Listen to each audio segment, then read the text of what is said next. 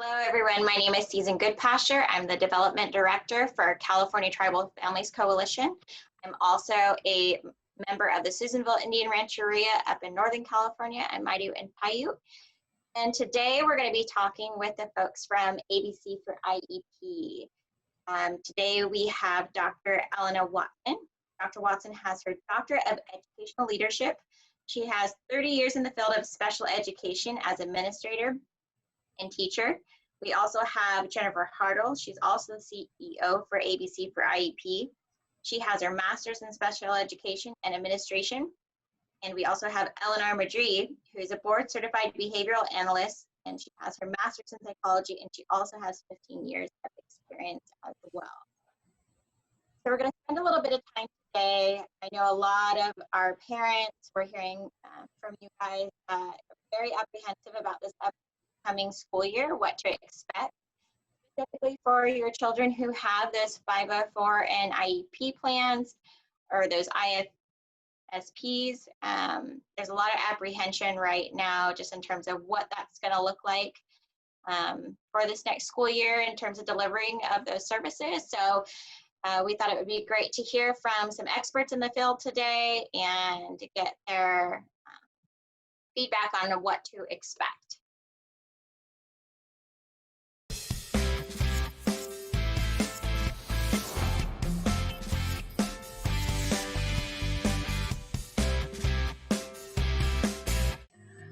Hi everyone, it's Jennifer from ABC for IEP, here to talk to you about how to get ready for the new school year.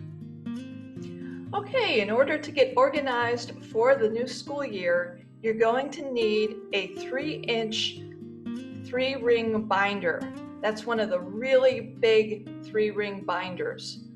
As well as you're going to need to get 10 tab dividers to go in the 3-ring binder, a notepad, highlighters, whatever is your favorite color is what I would recommend. Some pens, maybe a black one, a blue one, so you have two different colors, a red one, and some sticky notes. Now what you're going to need to do is with those dividers, you're going to need to label them. These are going to help you stay organized throughout the whole school year. So these labels are really important. The first tab, you want to make sure that you label it contact information. Now this is going to include the information for the team members, the name, the position, their telephone number, and the email. This way you will have all the information in one spot. It will be nice and easy for you to grab. So any team member who's going to be working with your child this school year, you want to make sure is on this contact information page. The second tab is going to be the actual contact log.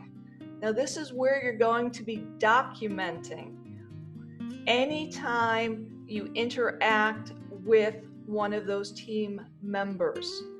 You want to make sure you put down the date, the time, with who you're speaking with, and the purpose of this interaction. Now, of course, use your own judgment as to what needs to go in here. Every time you say hi to someone as you're picking up your child, you do not need to document every single interaction. But if you're talking with a service provider who says, oh yeah, that's a great idea, I'm going to look into doing that, and then 2 weeks later you never heard anything about that, then you want to contact that service provider and you'll have the date and the time and all the information right there.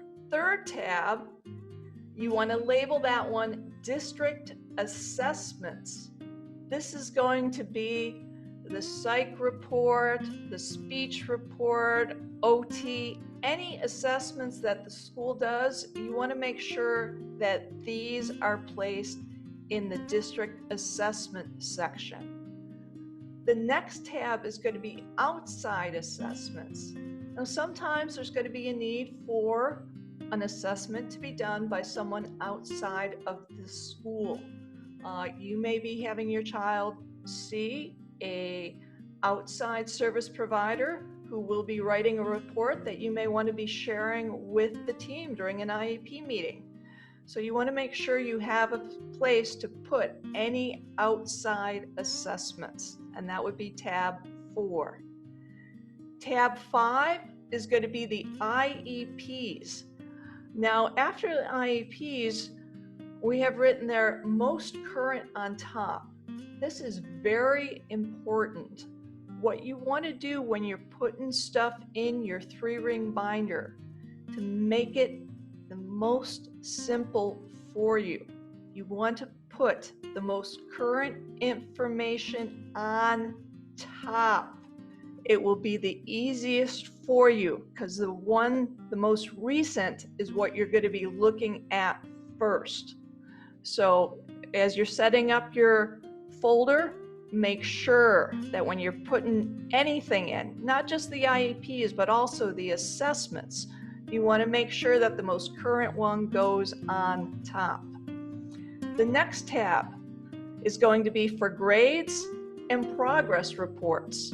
So anytime you get a report card or a progress report, you want to make sure you stick it into tab 6. That should be labeled grades, progress reports. Tab 7 is going to be medical information. Some students are going to have severe allergies, other type of medical information that needs to be documented. You want to have all of that right in the tab 7 so that you can share this with the IEP team as needed. Tab 8, this is an easy one. This is just a copy of your parent rights that the district should be providing to you at any IEP meeting or when they send out a notice of meeting. Tabs 9 and 10, you want to have a couple extra tabs in there. You can leave them blank and label them as needed, or you can just label them miscellaneous. But things will come in to your hands, either from the teacher or someone at school that you want to still hold on to, but you're not sure where to put it. And tabs 9 and 10 will provide an extra place for you to put those. And the last thing we have on here is a personal audio recorder. Now, a lot of people just are able to use their phone, so you just want to make sure that you know the tab to use on your phone. But it's always a great idea to record the IEP meeting so that you can, after the meeting, hear it again. If you're unsure about a certain section, you can always listen to it. But if you're going to do this, which we do recommend, what you want to do is make sure you give the district 24 hours notice. With the 24 hours notice, then you are able to record. If you go in and you say you want to record, some districts will say, no, we're sorry, we needed the 24-hour notice. So just make sure that you do provide the 24-hour notice. So these are great ways to stay organized for the whole school year. So make sure that you get your 3-ring binder and get it all organized so that you have a great school year.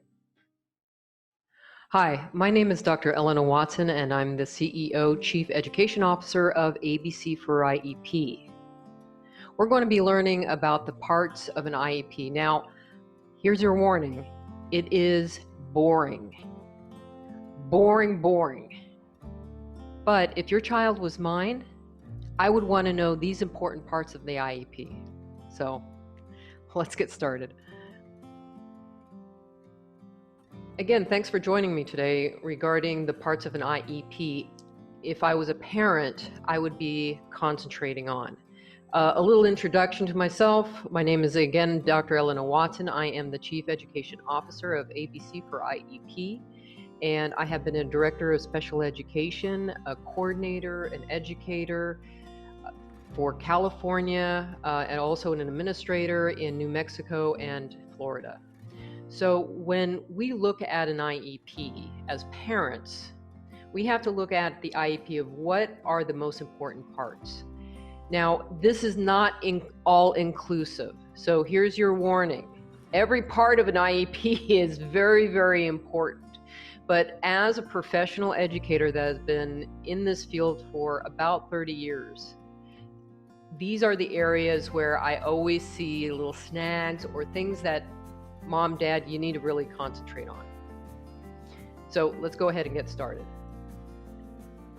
This front page is basically your information page. It has your child's name. Be sure it's the legal name of your child, their birth date, and then of course the date of the IEP. For me, being an educator, the most important part of this first page is your information. If there's an emergency, that the school can get a hold of you using this system. Because here's the fact is that if for heaven forbid, if something would happen, I'm grabbing your child's file. I'm not sitting in front of a computer. So this information has to be current and up to date. Within here, this is just your primary and your secondary disability of your child.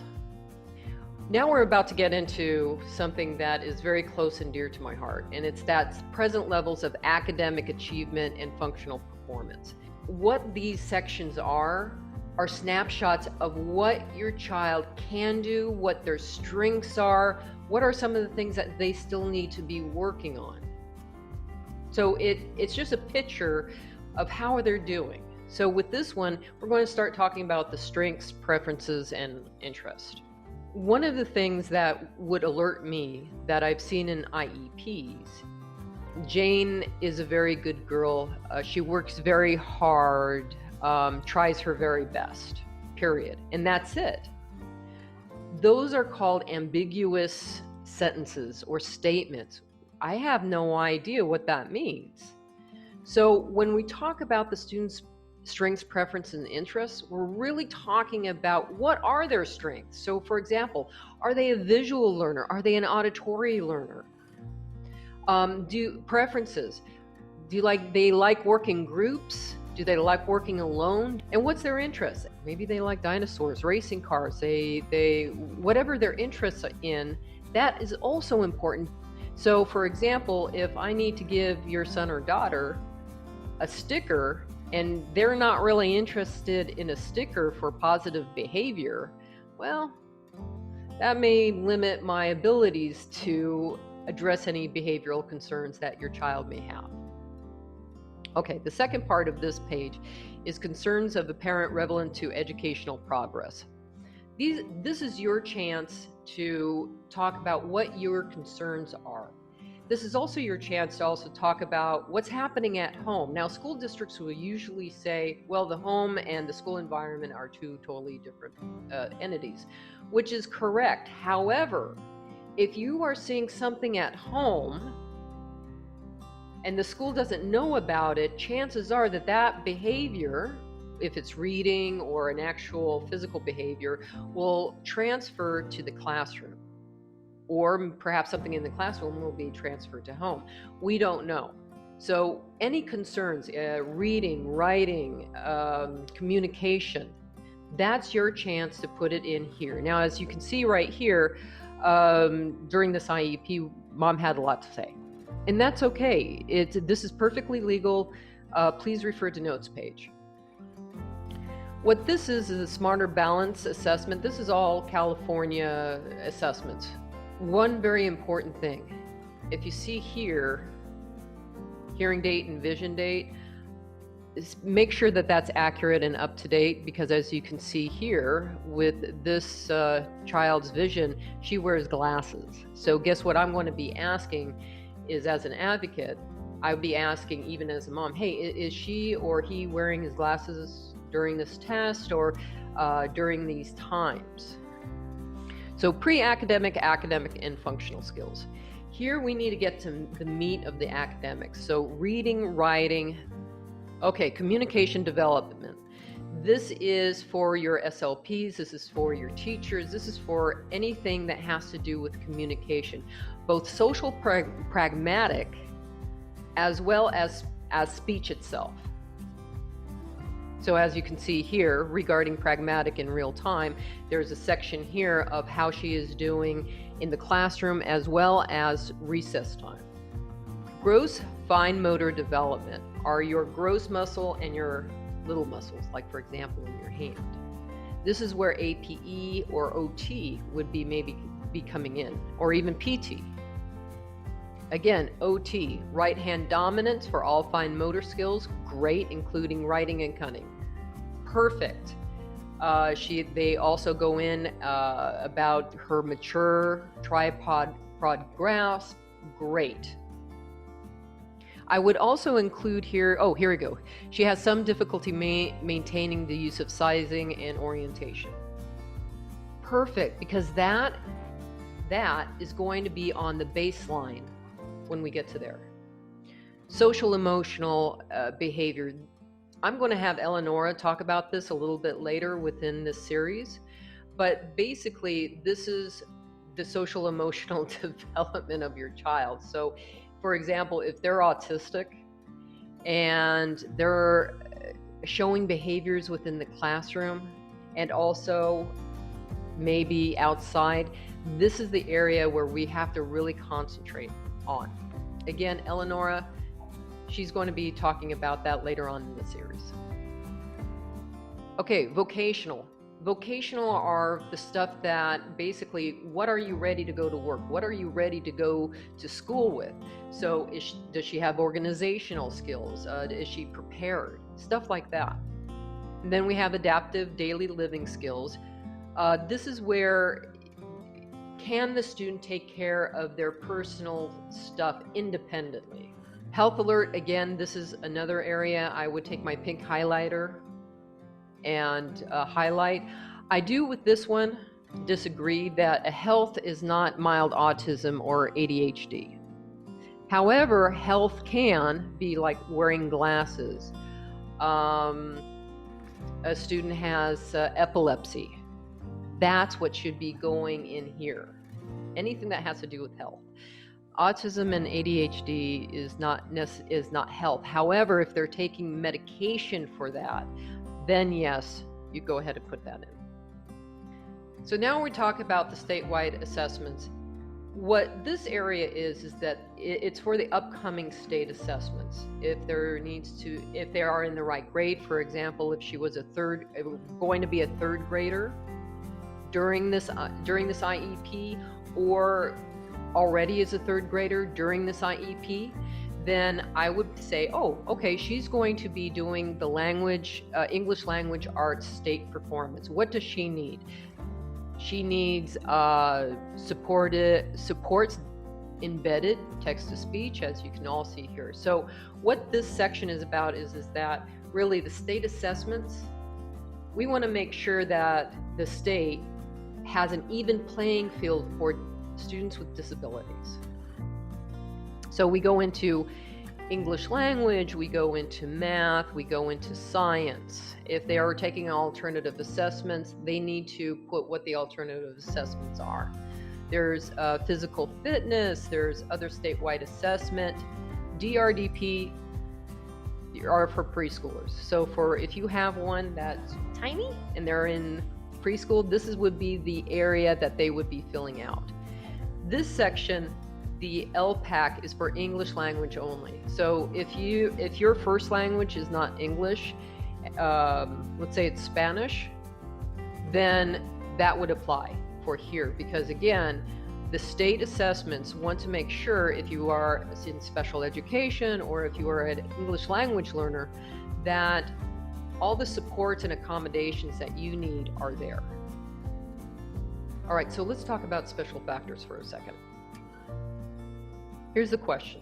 Does the student require assistive technology and devices and/or services? So what they're saying here is, do they need any additional assistive technology in order for them to reach the curriculum? So we're talking about Bookshare, iPads, tablets, anything like that, in order for them to access the curriculum and retain whatever they're going to be getting out of that.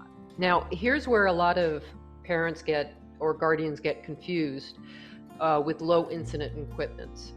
So the second question is, does the student require low incident services and equipment and or materials to meet educational goals? When we're talking about low incident, we're talking about deaf and hard of hearing. We're talking about orthopedic impairment. We're talking about blindness, hard of hearing. Those low incidences actually connect with certain devices that, for example, a student that may be blind can have access to reading a book, like Braille.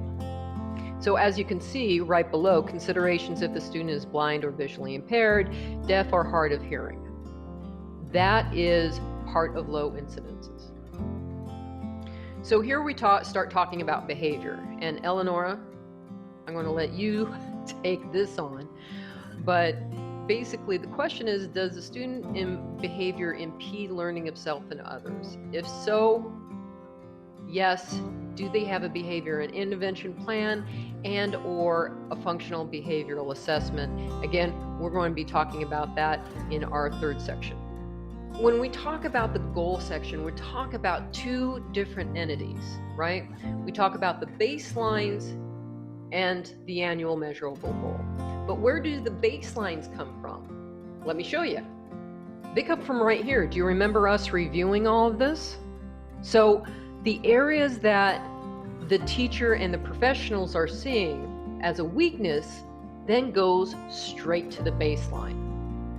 So let's take a relook at the baseline that they were looking at. Blank is able to summarize and answer WH questions from stories read to her at her instructional level and or from stories she reads at her independent level. Currently, she is working on finding the main idea of an article or story. She has difficulty with inferencing. So knowing that she is struggling in these, I would be expecting then the annual goal a year from today, we will be addressing that. So in here, when participating in a grade level collaboration discussions and when read out loud and or when the student reads from an instructional level on familiar text or topic, those are a lot of, for me personally, those are a lot of situations, which is fine. I find it laborious. So-and-so will answer a combination of inferences questions and measured with 80% accuracy in 3 out of 5 trials by student work samples, teacher charted records. So here are the short-term objectives. And who is the responsible party? Well, special education teacher and staff. Personally, I would want to just say special education staff or teacher, because I'm not going to go into the cafeteria and ask how Johnny is doing, right? No. So this is too big, but probably special education teacher, staff, and DIS staff that be working directly with the child is fine. Okay, so here's the short-term objectives. By May of 2020, which has already passed, this student will complete what was part of the goal up above with 60% accuracy. So what you're looking for are measurements up until the annual goal. I wanted to just pause for a second and show you this progress report and the summary of it. When you're looking at a summary of progress, it is really important to look at how are they really doing. Do not accept sentences that are just one little blurb. Student is on track to meet this goal. That tells me nothing and should tell you nothing. By usually the progress of the reporting too, if as an educator, if I didn't see any progress, not true meaningful progress, as an educator, I would be calling in an IEP meeting. Offer of FAPE. FAPE means a free and appropriate public education. When we talk about the service options that are located right here that were considered by the IEP team we're talking about the least restrictive environment to the most restrictive environment, meaning general education all the way to special day class, including any DIS services that that child might need to access her curriculum. In this section, we're going to be talking about the LRE and also any potential harmful effects. What they mean by harmful effects is that when we are balancing a child's need due to their disability and placement, we have to talk about what area is going to be the best suited for them to reach their curricular goals. So in this case, we talked about SDC, we talked about general education, we talked about pullout. But for her, in particularly this child, we decided that an SDC environment would be best served due to her disability and all the services that she would be getting. Now we're coming to the supplemental aids and services on behalf of the supports for students, personnel, or for the student themselves. Basically, this section are accommodations modifications that the student needs to be successful within their classroom. So for example, seating, frequent breaks, different manipulatives, everything that this student needs, these are the accommodations for them to be able to reach their curriculum. Now let's talk about the special education and related services. These are the direct services that your child is going to be getting from the school district. What specialized academic instruction is basically your special education teacher. In this case, as you can see here within the notes, this child was in a mild, moderate special day class, to which at that time, it conducted 1,516 minutes weekly. It was done in a group, and it had a start and an end date. I want to pause just for a moment and to talk about how this affects our current state of affairs with the pandemic going on. When we talk about specialized academic instruction, we're talking about direct related services. We're talking about a human being interacting with your child. But in the land of a pandemic, this is going to be a little bit tricky. So in this case, I know for a fact that she is not going to be face-to-face with her teacher for 1,516 minutes weekly.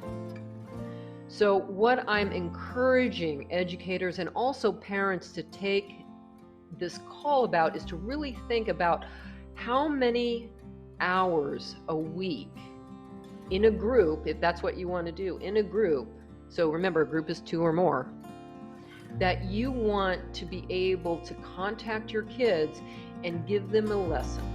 That is, in this case, your direct service.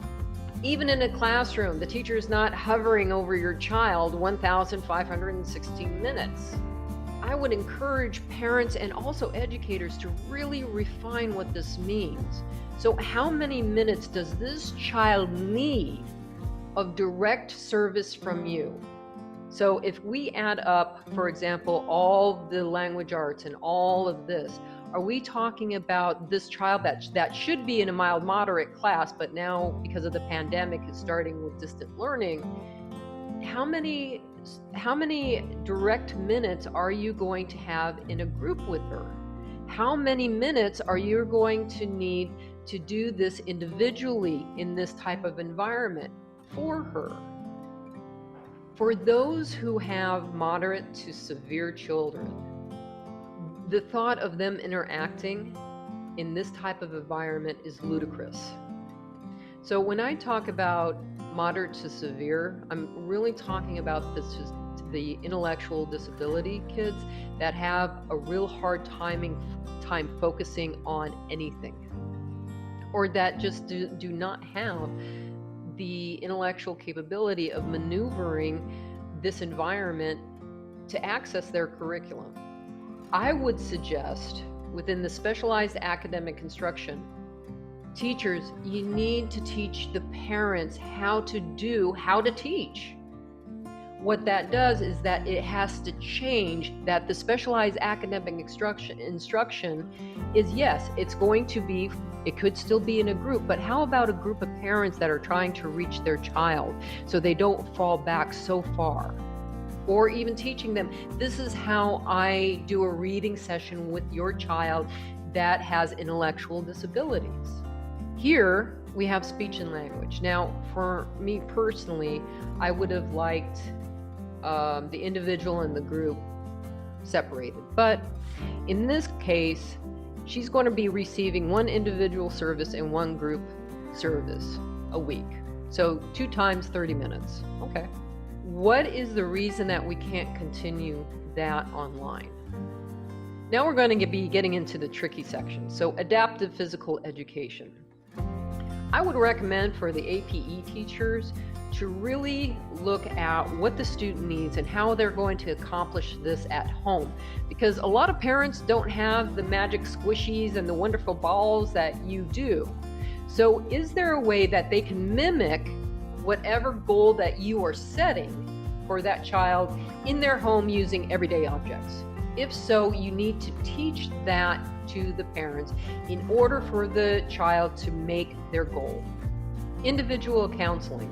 Again, if we're talking about a counselor that is going to be removing the child from their environment 30 days, 30 minutes times so many days a year, can that be replicated here? If not, and the student is not responsive, then the individual counseling still needs to push on, but more of an instruction for the parent. So these questions then, how is Johnny doing? And he's not being responsive in this type of environment, then the question is, Mom, Dad, how is Johnny doing? What can I help you with? What are some of the challenges that you see at home? Now we're at the extended school year. So I want to pause for a second and explain that an extended school year is not the same as summer school. An extended school year is basically that. They are recognizing that your child, because of their disability, has a limited recoupment status that they need to extend the normal school year. So a normal school year is 180 days.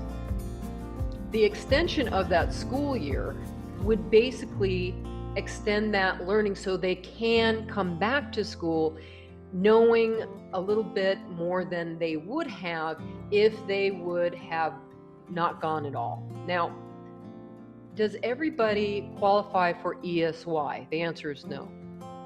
As I was mentioning before, ESY, there has to be a regression to a marked degree, which is usually, if they're losing more than 3 months, that's a marked degree, and a lack of recoupment.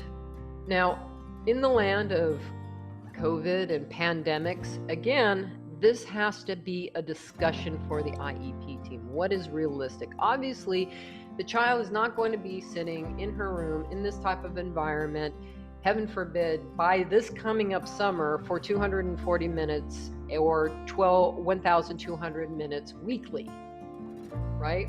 So what are the things that we need to focus on for this particular child to really have that extended school year? Same with speech and language, any other direct services that your child is currently getting. We finally come to the offer of FAPE. And if you remember, FAPE stands for Free and Appropriate Public Education. As you already know, the districts and including charter schools are responsible for all children. This also includes special education children. So here, this question, all special education services provide at students' school of residence. Sometimes they do, sometimes that they don't. So this school that is right across the street from you may not be one of the schools that house certain special education classes. For example, SDC classes. However, all schools do have specialized academic instruction. It's just at the different levels, may be located at different schools and different placements. Here we have the program settings. So this is where a percentage of that student's academic day, how much of it is going to be with the general education and how much of it is going to be without the general education. And that is kind of what constructs a least restrictive environment. Now, in the land of the pandemic, I wish I had something good to measure that with. However, we're going to have to wait and to see how that plays out. But again, I would really have a good discussion with the district saying, how is my child going to participate in extracurricular activities for this year that were online? So this is an important part. Student will not participate in regular classes and or curricular activity and or non-academic activity because why? Why is the child going to be removed from that environment? So that has to be a statement. Again, in the land of the pandemic, we have to have this discussion in what is the correct wording, because I don't believe that this child that was mainstreaming, as we can see up here, for 28% of the time is going to be 28% of the time in a general education environment via Zoom. Maybe, and if they have that potential, then we have to then address it. Other agencies is really also important that you put in, because the responsibility of the case carrier is also to inform these other agencies that have not only the right, but also the responsibility of knowing what your family needs. So in this case, this child is part of regional center.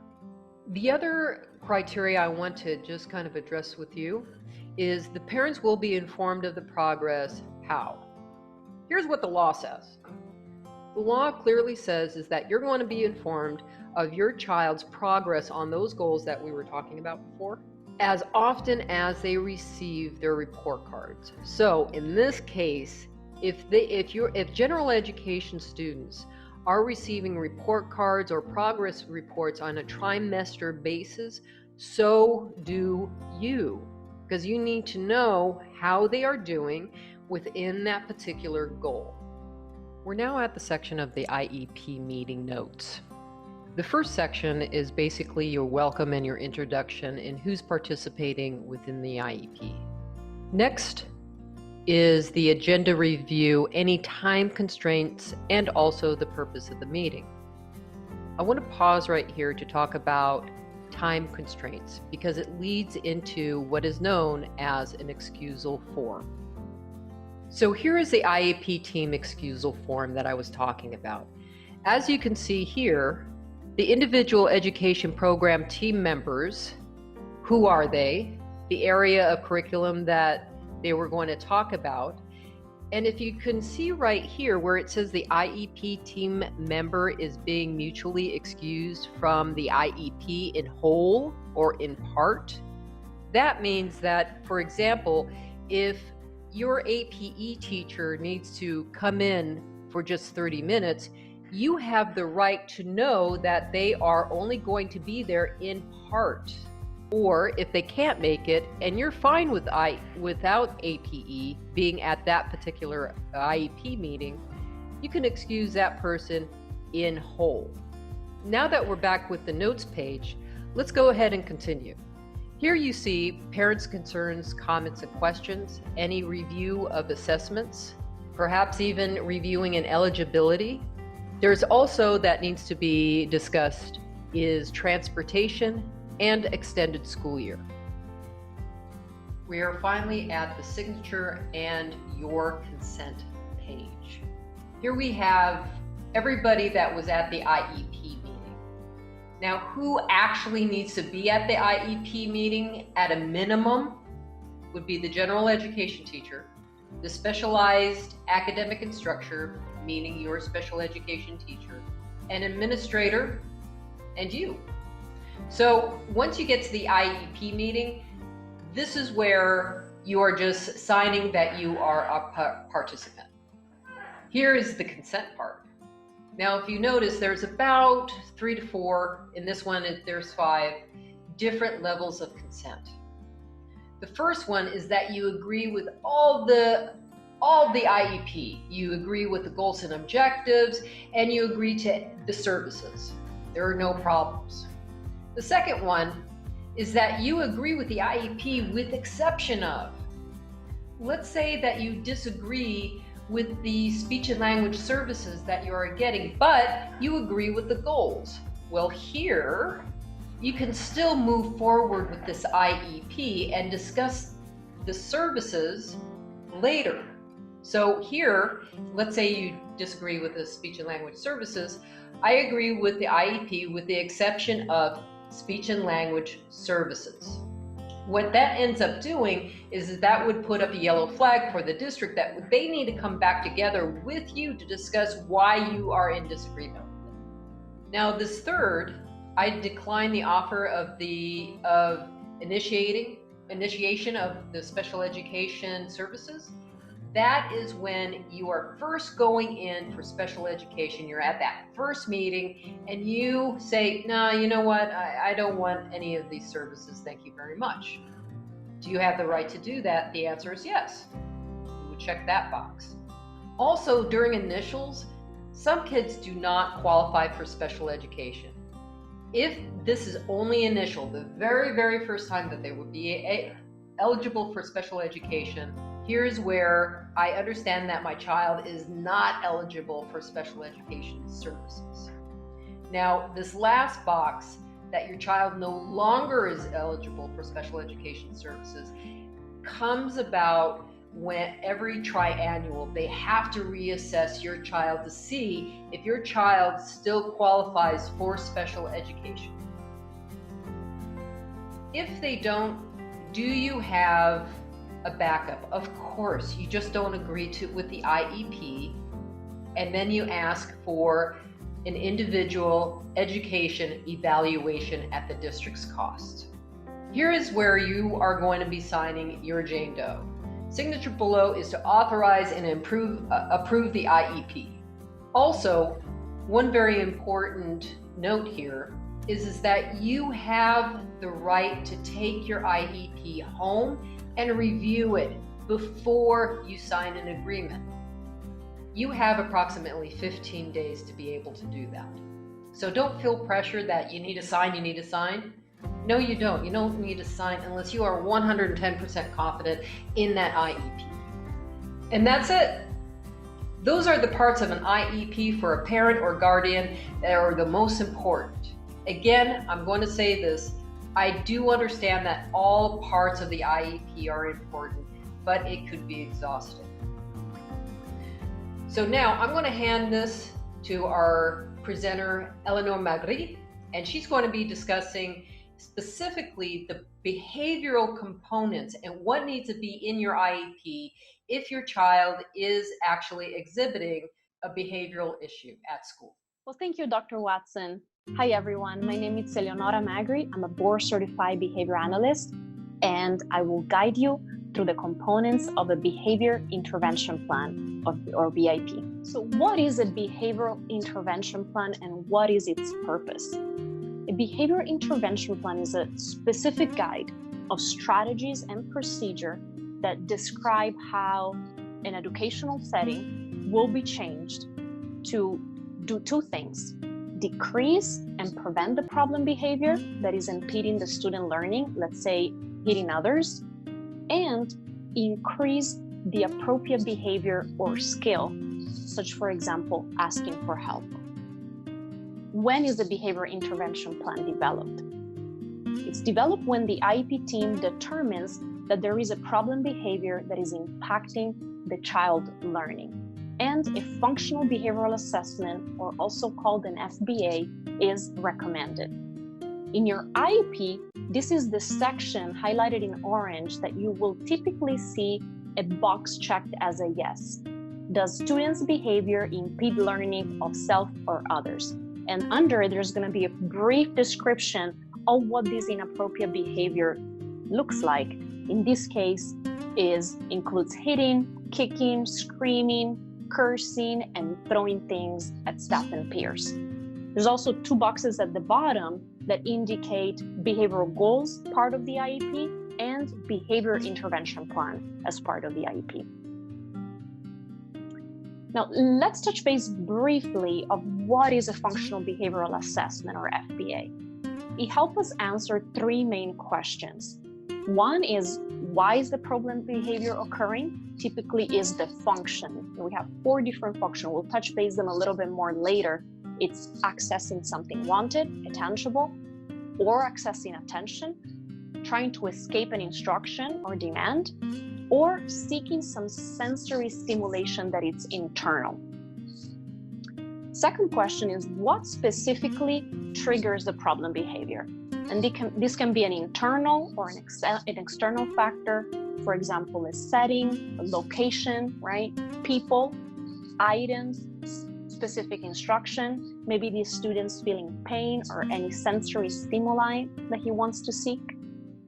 And number 3, what happens after the problem behavior? What are those consequences that determine if this behavior is going to either increase or decrease in the future?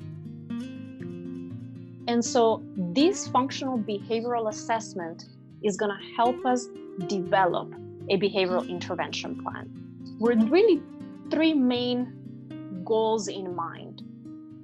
We want to prevent the problem behavior, we want to teach alternative appropriate behaviors, and we want to make sure that we are reinforcing this appropriate behavior.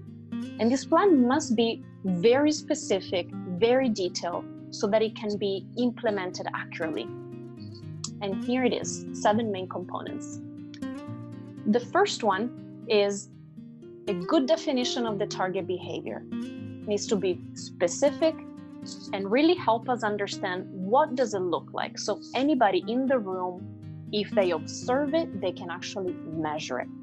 And it should include frequency, how many times it happens, daily, weekly, monthly. It should tell us duration. It should tell us the intensity, and also include non-examples of the behavior. So I will not see a behavior called just crying, but I want to see a more detailed description of it. So crying with tears, a loud pitched voice for at least 5 seconds, and it does not include when the student is in pain or when hurting. It happens at a frequency of 5 to 10 times a day at a mild intensity. Here's another example. I don't want to just see ripping paper. I want to see ripping paper with hands by leaving a permanent product of ripped paper, and it exclude when the child is engaged in maybe a functional activity that requires ripping paper at a frequency of 2 to 5 times a week at a mild intensity. And this is typically the section where you're going to see it in your IEP. In this case, there are several problem behaviors that are listed. And so very organized, it will have the physical aggression description, the property damage description, the verbal aggression protest description, and the tantrum. And as you can see on the bottom, it would also details for each of that behavior of those behaviors, the frequency, the intensity, and the duration of it. Second component is function. Why is the problem behavior occurring? What are those antecedents that are triggering the behavior? There's 4 functions of behavior. Access to a tangible, and that can be a toy, an activity, something to eat. Attention, it can be from mom, from the teacher, from dad, from peers. Escaping or demand, so escaping that instruction, avoiding a request to do homework, avoiding completing a task or a self-care task. And self-stimulatory or automatic function, which is satisfying an internal, maybe pain attenuation or sensory stimulation. Now, what is important here to notice is that behaviors could have multiple functions. And this is really important because different function means different strategies to target that problem behavior. And we'll touch upon this point a little bit later on. In an IEP, this particular box titled Environmental Factors and Necessary Changes, that first one, it really describes which antecedents of the problem behavior are triggering the behavior. In this example is, for example, during demander activities, downtime, when peers are receiving attention or praise, or when demands are placed in the classroom, adults or student ratio is low. And here is another simpler little box that it should also be present in the BIP, where it lists just the functions that we talked about with some very short examples. In this one, we have the box of access, avoidance, and other for attention as the one listed. Component number 3 is antecedent strategies. What environmental structure and support are needed to reduce the problem behavior? And these are just some common examples. There's a variety of antecedent strategy, but they typically revolve around some sort of a visual cue, and that could be a visual schedule, a picture card to help the student requesting for break or help appropriately, maybe a first then board, maybe reminders of rules or rewards. Another strategies is priming, letting the student know that a task is coming upon. And that can be a visual timer, an auditory timer, maybe environmental rearrangement or environmental enrichment, where we are actually removing items in the room, maybe adding more sensory integration toys or adding stimulating activities, and also addressing maybe motivation, which is directly related to how we're able to then reinforce the appropriate behavior that we want to teach. In the IEP, there is, again, a specific section that should have a list of the strategy, and it poses the question of what environmental structure and support are needed to reduce the problem behavior. And here we see visual support, we have a schedule, visual closure system, we have a break card, we have positive interaction skills, including coincides, positive phrases of instruction. We also have a break or quiet area in the classroom available for the student to calm down and communicate when needed. And just some example that should be in the behavioral plan. The fourth component is replacement behavior and teaching strategies. So what should the student do instead of the problem behavior? We need a section that highlights those replacement behavior. Remember, they need to serve the same function as the problem behavior.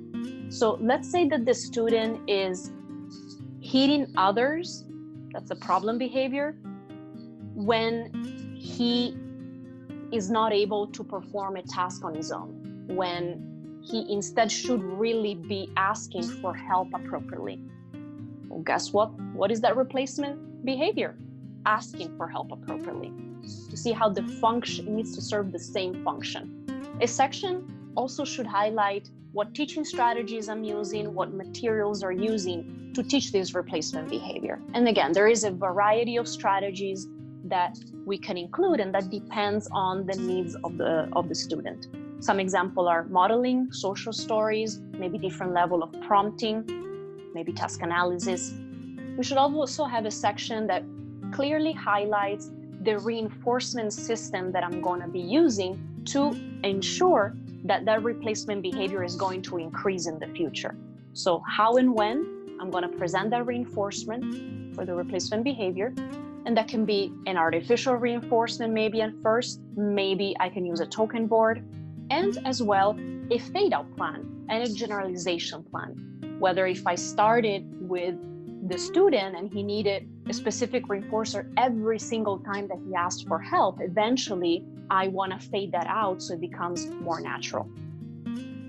And in your IEP, this is the section titled FERB, Functionally Equivalent Replacement Behavior. And we see 3 boxes. One, really clarifying what the team believes that the student should do instead of the problem behavior. And so instead of screaming and throwing things, communicate the needs for access appropriately. I want, can I have, I want to do it. See how the function is the same. Second box, listing teaching strategy necessary for teaching this replacement behavior and materials that are needed. And so, for example, here, regular use of positive reinforcement, use priming, utilize a formal or informal preference assessment. And then in the third box, a list of reinforcement procedure needed to then establish, maintain, and generalize the replacement behavior. At first, we're going to use a continuous schedule of reinforcement in this example, and then finish that schedule of reinforcement, provide less frequent reinforcement as the student uses functional communication with more independence. Component number 5, consequence strategies. What are we going to do should the problem behavior occur? We should have 3 main components here. We want to highlight the behavior cycle, which goes from early escalation of that precursor behavior, what happens during the problem behavior, the de-escalation of it, and then the post-problem behavior. And each one of these steps should have specific strategies that the team is going to implement. The consequence strategy needs to be relevant to the function of the behavior. And here is the important thing to keep in mind. Behaviors sometimes have served different function. So the student might engage in the same exact behavior of hitting others when he wants something or when he wants to escape, let's say, from doing homework. But the way that I'm going to be able to address that behavior, those consequence strategies are going to be pretty different. And it's important that we know this point. Another important component is the safety plan, as necessary. But if the intensity of the behavior pose possible harm to the individual or other people, there needs to be a safety assessment plan that details what arrangements we have to put in place in the environment to ensure everybody's safe. And in the IEP, this is the place where you're going to see all these components in response to problem behavior. You see in the first column, the student behavior in the cycles that we described early, the early escalation, during the problem behavior, de-escalation phase, and post-incident. And in the second column, what is specifically the staff response. So for example, in the first stage, where this particular student is raising her voice, she's screaming, she's refusing to do tasks, crying and whining, the staff response is with a calm voice when interacting with the student, reminder of choices and what reinforcers are available. Model appropriate language and functional communication phrases to fit the hypothesized function of the behavior, and use visual supports like token economy, schedule, first then boards as needed, going back to that piece of antecedent strategies that is also found in the BIP. Sixth component of the BIP is goals. Why are goals important? Because they help us evaluate progress and monitor the mastery of the skill. We should ensure that the goals are SMART goals. And SMART really stands for specific, measurable, attainable, realistic, and time-bound. We want to see a date on that goal. And we want to make sure that we have also highlighted who is responsible for taking this data and who is responsible for monitoring it. The components of the goal section should have a baseline, meaning where right now, without intervention, is the student at? The long-term goal, where do we want to see the improvement? And any short-term goals or smaller objectives that are, again, more attainable and achievable for the student. And we should have, for every problem behavior goal that we want to decrease, also a replacement behavior goal that we want to increase. And again, must meet that same function as the problem behavior. And this is what the goal section looks like in your IEP. We have a baseline. In this case here, the student will ask and receive a break. And once the break is over, she will follow through with completing her task. But the team would like for her to tolerate waiting for a break or complete a task before getting access to a break. So this is her current levels.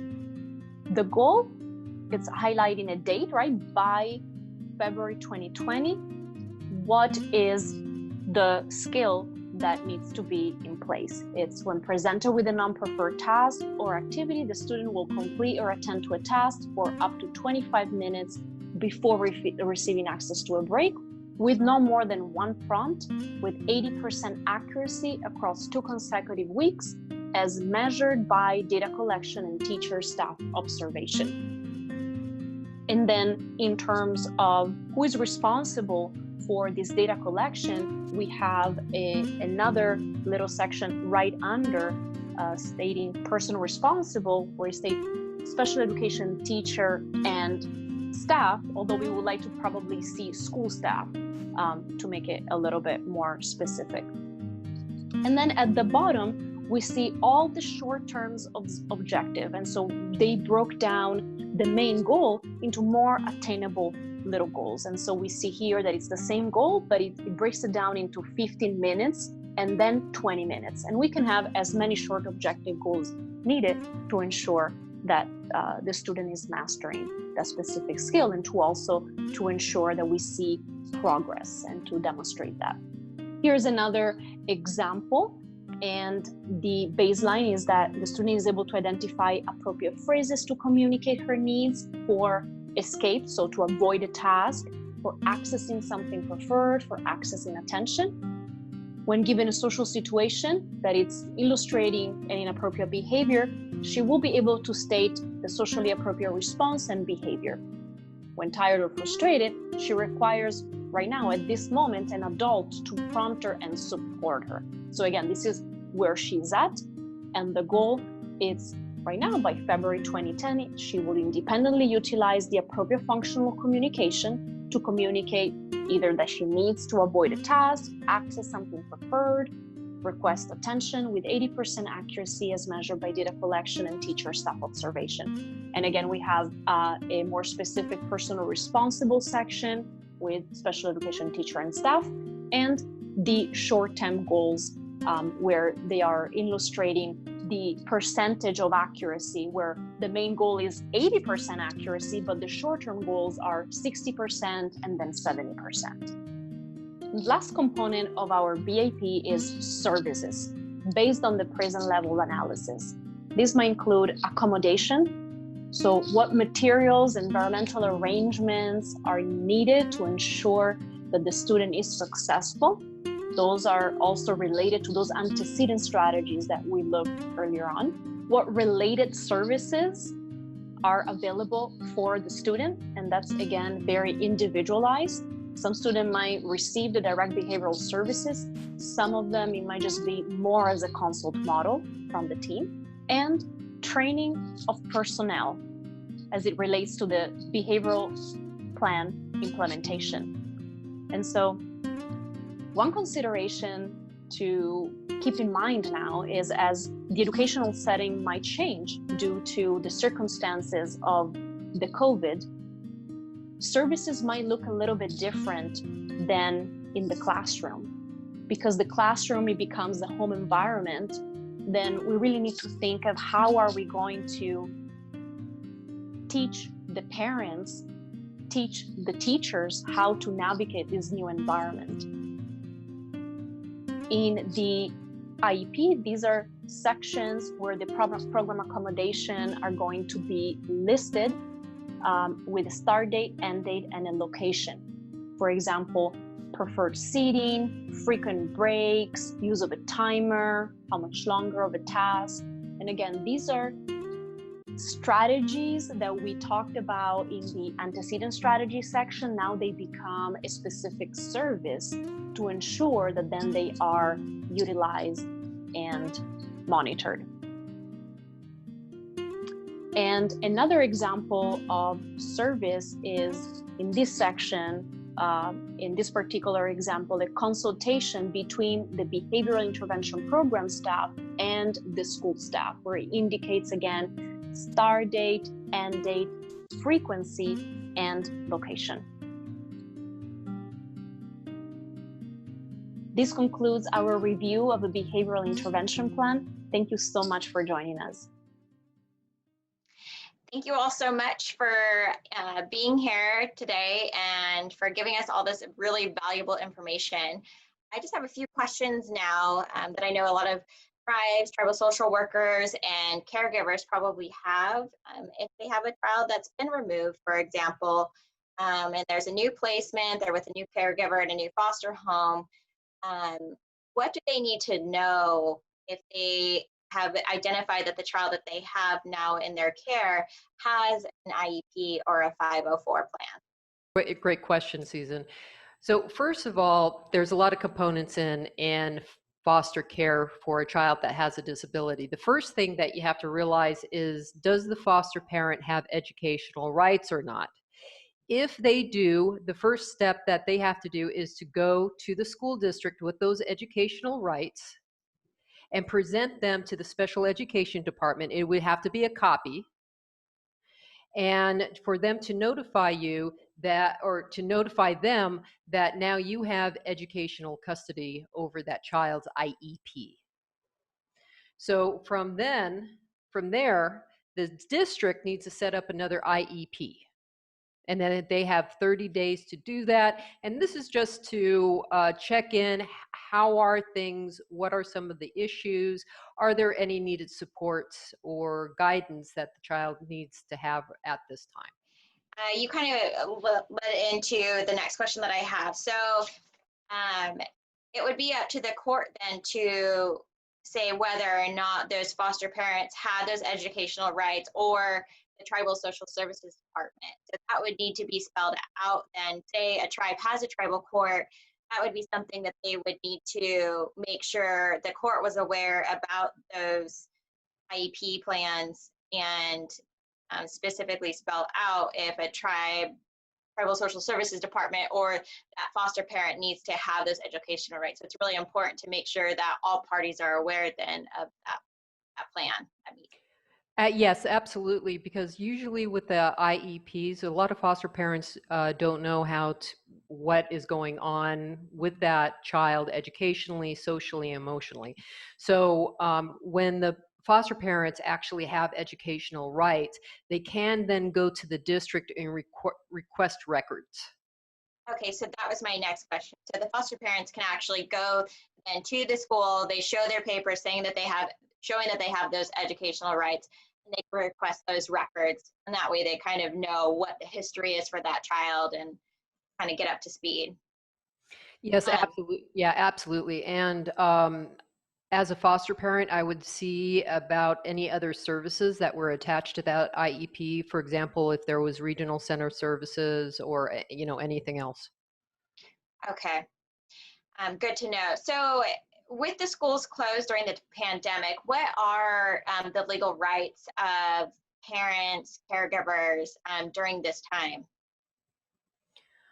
I would say this is, back onto the educational rights of that whoever holds that educational rights for that foster child. So their rights are the same that they haven't been. Nothing has been changed at all. So the rights are still parents' rights, procedural safeguards, they are still all intact. Okay. What about if there's a loss of minutes in the IEP during the pandemic? So say that, during the whole transition from going to in-person to virtual, they've been missing out on, their needed therapies. How do we account for those? How do parents and caregivers account for those? Well, what I've been suggesting to districts is this, is that we have to put into account what the student needs first. Obviously, they're not going to be going to an RSP class or an SDC class for 2,000 odd minutes a week, but we have to look at what is the necessity of that particular child, not only educationally, but also behaviorally. For example, if the student is currently receiving counseling, can they do that on a Zoom platform? The answer is yes. However, with your moderate to severe kids, that becomes a little bit more tricky. At that point, the teacher or the team is teaching that parent how to do that goal or how to address that goal. Okay, so at that point, it becomes more of the parent training. And it should be documented on the IEP. Okay. Eleanor, this next question is for you. So as you know, a lot of the times with these IEP plans, there's usually a behavioral factor component to consider with these kiddos. So in light of the pandemic and, there's probably like a lot of increase in these behaviors that the parents are seeing. What are some things that parents and caregivers can do specifically when we're looking at those different those challenging behaviors? Yes, thank you so much, Susan. So definitely getting familiar with that part of the IEP that lists some of the antecedent strategies that we can use to prevent some of this behavior. And maybe we need to contact, the behavioral team in the school, and maybe there's some material specifically that we need to get from the school. Maybe like it's a visual board, maybe it's a schedule, and probably a training component where the behavioral team might just have to sit and have a conversation with mom and do a little bit of teaching so that she can actually implement the strategy correctly, depending again on the needs of the learner. Thank you, ladies, so much for all the information that you gave us today. I just want to let those of you know who are watching, you can always feel free to contact either myself or Delia at California Tribal Families Coalition. Also, a great resource is ABC for IEP. They offer a wide range of services. You can get the information. It's on www.abcforiep.com. And thank you again so much.